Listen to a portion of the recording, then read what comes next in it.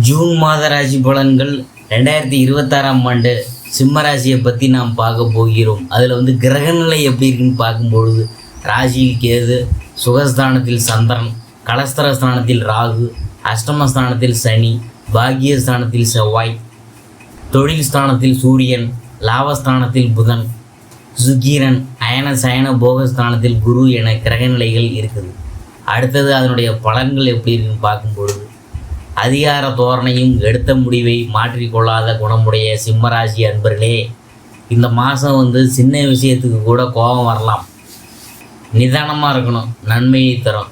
பணவரத்து இருக்கும். வேற்றுமொழி பேசும் நபரால் நன்மை உண்டாகும். புத்தி சாதுரியத்தால் எதையும் சமாளிப்பீங்க. வீண் அலைச்சல் ஏற்படும். நீங்கள் நினைப்பதுபடி மற்றவங்கள் நடந்து கொள்ளாததால் டென்ஷன் ஏற்படலாம். தொழில் வியாபாரம் தொடர்பான பயணங்கள், அதனால் அலைச்சல் ஏற்படலாம்.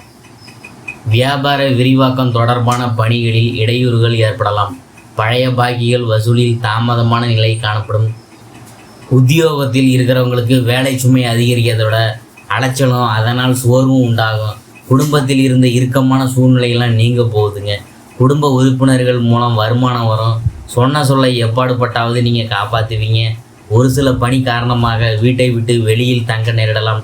கணவன் மனைவிக்கிடையே இருந்த கருத்து வேற்றுமையெல்லாம் நீங்க போகுதுங்க. வீட்டுக்கு தேவையான பொருள்களெல்லாம் வாங்கி போடுவீங்க.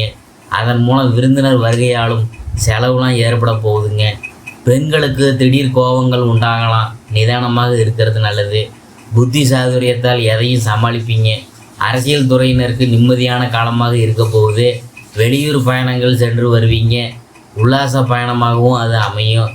பேசும்போது மட்டும் கொஞ்சம் கவனமாக இருக்கணும். கலைத்துறையினருக்கு அதிக ஆர்டர்கள் கைக்கு வரும். புதிய ஒப்பந்தங்கள் பலவற்றில் கையெழுத்தெல்லாம் போடுவீங்க. ரசிகர்களின் விருப்பத்துக்கு ஏற்ற விஷயங்களை செய்து ரசிகர்களை கவருவீங்க. மாணவர்களுக்கு திறமையாக செயல்பட்டு கல்வியில் முன்னேற்றம் நீங்கள் பார்ப்பீங்க. கூடுதல் நேரம் எடுத்து படிக்கணுங்க. அடுத்தது மகத்தை பற்றி பார்க்க போகிறோம். இந்த மாதம் புத்துணர்வுடன் காணப்படுவீங்க. பணவரவு கூடுதலாக இருக்க போகுது. சேமிப்பும் உயரும். குடும்பத்தினரின் தேவைகளை நிறைவேற்றி கொடுப்பீங்க. நண்பர்களிடையே இருந்து வந்த பிணக்குகள் நீங்கி நேசத்தோடு வாழ்வீங்க. தடைபட்டு வந்த சுபகாரிய நிகழ்ச்சிகள் இனிதாக நடக்கும். அடுத்தது பூரம். இந்த மாதம் ஆடை ஆபரணங்களை வாங்கி மகிழ்வீங்க. பெற்றோர்கள் வகையில் மருத்துவ செலவுகள் குறையும். வீடு வாங்க வாய்ப்பு நிறைவேறும். தொழிலதிபர்கள் நல்ல லாபத்தை அடைவாங்க. வியாபாரிகள் புதிய கிளைகள் துவங்க போட்ட திட்டம் நிறைவேறும். உத்தரம் 1ஆம் பாதம்.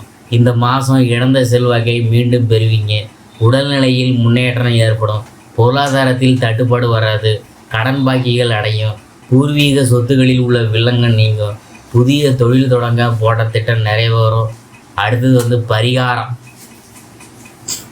ஞாயிற்றுக்கிழமையில் சிவன் வழிபாடு செய்கிறதும், செம்பருத்தி அரளி மலர்களால் சூரியனை அர்ச்சனை செய்வதும் வெற்றிக்கு வழிவகுக்கும்.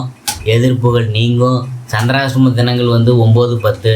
அதிர்ஷ்டமான தினங்கள் 2, 3, 29, 30.